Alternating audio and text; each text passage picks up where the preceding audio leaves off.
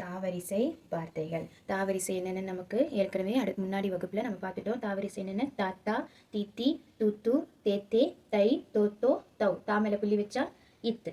இப்போ இந்த எழுத்துக்களை வைத்து அதுக்கு முன்னாடி நம்ம பார்த்தோம் இல்லையா, காலிருந்து நான் வரிசைக்கான எழுத்துக்கள், அந்த எழுத்துக்களோட கூட்டி வார்த்தைகளை படிக்க கற்றுக்க போகிறோம். இப்போ முதல்ல நம்ம பார்க்க போகிற எழுத்து தா. முதல் எழுத்து என்ன? தா. இது என்ன? மேலே புள்ளி வச்சு என்ன சொல்லணும்? இங்கு. இணைக்கொம்பு கா சேரும்போது என்ன எழுத்து? கை. தா இங் கை தங்கை. தா இங் கை தங்கை. அடுத்து இது என்ன எழுத்து? தா. அடுத்து அதே எழுத்து மேலே எழுதின அதே எழுத்து என்னது? அது இங். இது என்ன எழுத்து? கா. இது என்ன? இம். இப்போ சேர்த்து படிங்க, எழுத்துக்குட்டி படிங்க. தா இங் கா இம் தங்கம். தா இங் கா இம் தங்கம். அடுத்து இது இணைக்கொம்பு போட்டுட்டோம். பக்கத்தில் தா போடும்போது என்ன எழுத்தது? தை. இணைக்கொம்பு தா சேரும்போது தை. இணைக்கொம்பு கா சேரும்போது கை. அடுத்து தா சாவரிசை எழுத்துக்களில் சா மேலே புள்ளி வச்சோம்னா இச்சு. இது என்ன எழுத்து? சா. இது என்ன எழுத்து? இர். தா இச் சா இர் தச்சர்.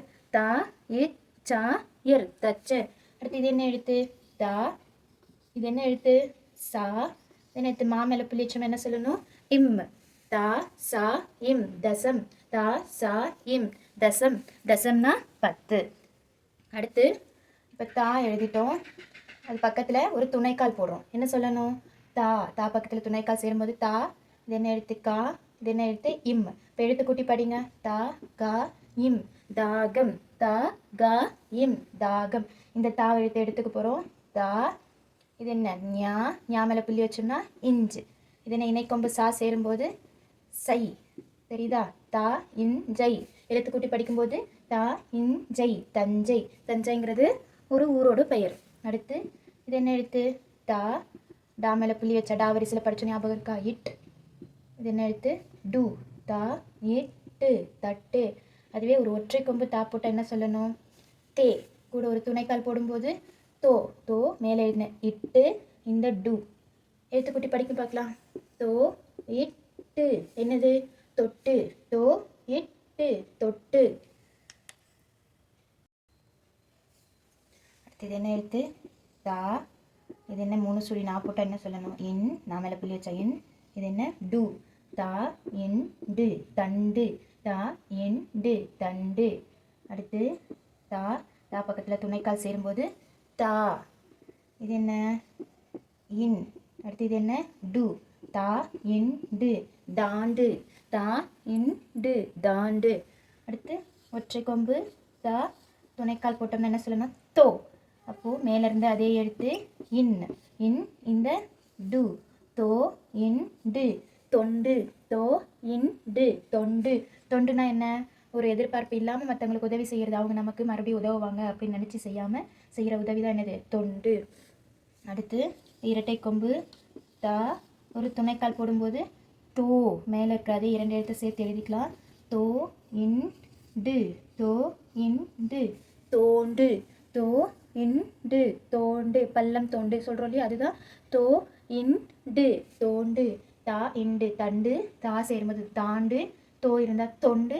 தோ இருந்தால் தோண்டு. அடுத்து ஒற்றை கொம்பு தா துணைக்கால் போட்டோம்னா என்ன சொல்லணும்? தோ.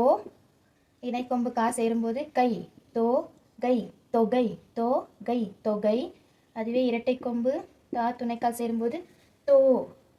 இணைக்கொம்பு கா சேரும்போது கை. எழுத்துக்குட்டி படிங்க. தோ கை தோகை. மயில் தோகை சொல்கிறோம் இல்லையா, அதுதான் தோ கை தோகை. அடுத்து இரட்டை கொம்பு தா மட்டும் துணைக்கால் இல்லாமல் இருந்தால் என்ன சொல்லணும்? ஏ வரிசை. என்னது அது? தே. என்னது? தே. இது என்ன? இங். இது என்ன எழுத்து? கா. இது என்ன? யா மேலே புள்ளி வச்சா ஈ. எழுத்துக்குட்டி படிங்க. என்ன எழுத்து? இது தே. இது என்ன? இங். கா பக்கத்தில் துணைக்கால் என்ன சொல்லணும்? கா. இது என்ன? ஈ.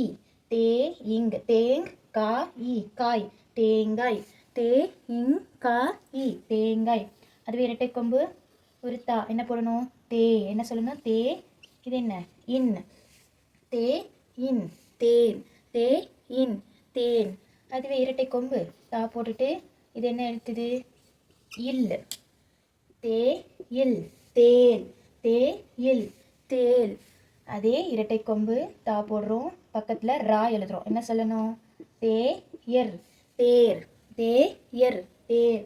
தே இங் கா இ தேங்காய். தே இன் தேன். இன் எடுத்துட்டு இல்லு போட்டோம்னா என்ன சொல்லணும்? தே இல் தேல். இல்லு எடுத்துட்டு இரு போட்டால் என்ன சொல்லணும்? தே இர் தேர். இது என்ன? ஒற்றை கொம்பு. தா துணைக்கால் சேர்த்தோம்னா என்ன சொல்லணும்? தோ. டா மேலே புள்ளி வைக்க போகிறோம். என்னது? இட்டு. டா போட்டுட்டு மேலேருந்து வளைஞ்சு கீழே வந்தோம்னா என்ன சொல்லணும்? டி.